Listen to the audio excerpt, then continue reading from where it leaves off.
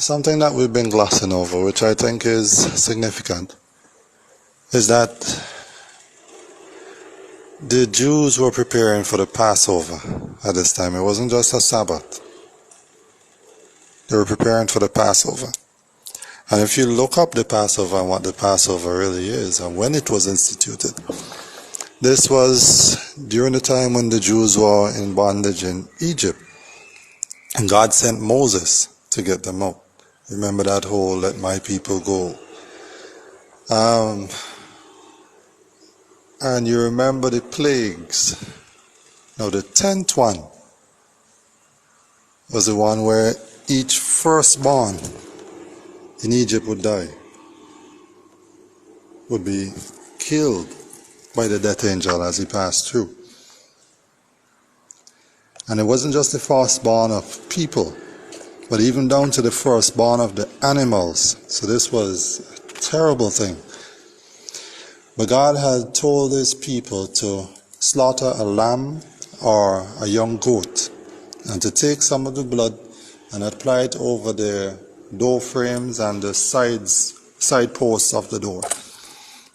And when the angel of death passed through and he saw the blood, he would pass over them and their firstborn wouldn't be taken.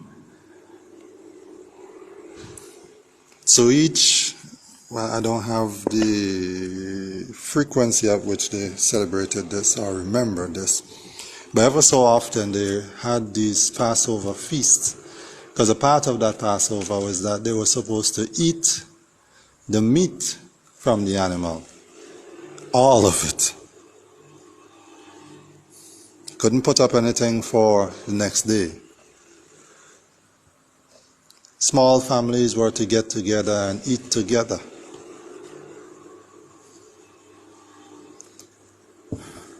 But it was a feast as such, and they remembered this ever so often. But why I think this is significant is that in the time was when Christ was crucified, it was preparation day for the Passover. Now the Passover was celebrated to remind themselves of blood being used to spare lives or to save lives. And here was Jesus about to shed his blood to save a whole world. I couldn't gloss over that, and I think it's significant.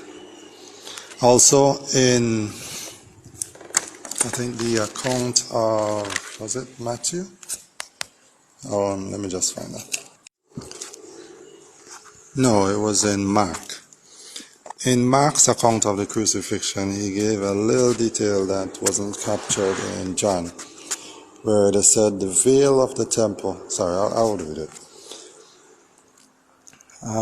It's Mark chapter 15 from verse 37. And Jesus cried out with a loud voice and breathed his last. Then the veil of the temple was torn in two from top to bottom. So when the centurion who stood opposite him saw it, he cried out like this and breathed his last. He said, "Truly, this was a man of God."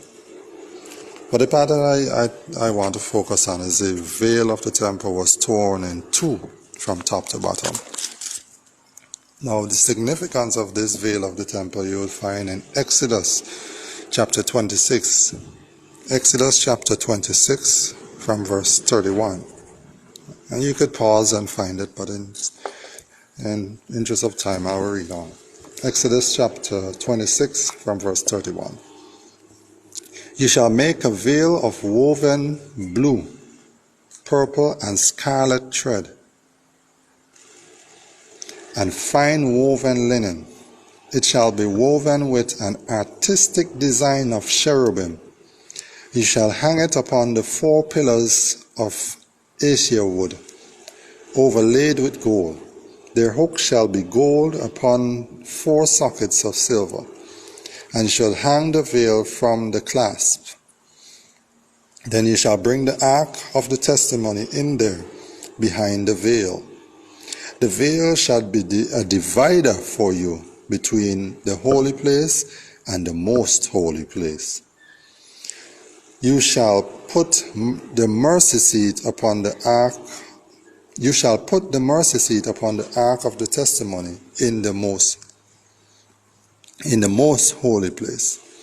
You shall set a table outside the veil, and a lampstand across from the table, on the side of the tabernacle towards the south. And you shall put the table on the north side. I'll pause here. God was a great interior designer. He gave a lot of details. But the veil was significant. The veil was a divider in terms of where the average person could have gone into the temple, into the holy place. But there was the most holy place where not anybody could have entered. And in Christ dying for us, we see the veil of the temple being torn in two, now opening up access to the most holy place, which I believe signifies that we have now direct access to our most holy God. Those two things I found very significant, and I thought I should share. Thanks again for listening, and we look forward to sharing from day 8 when Christ is raised from the dead. Be blessed.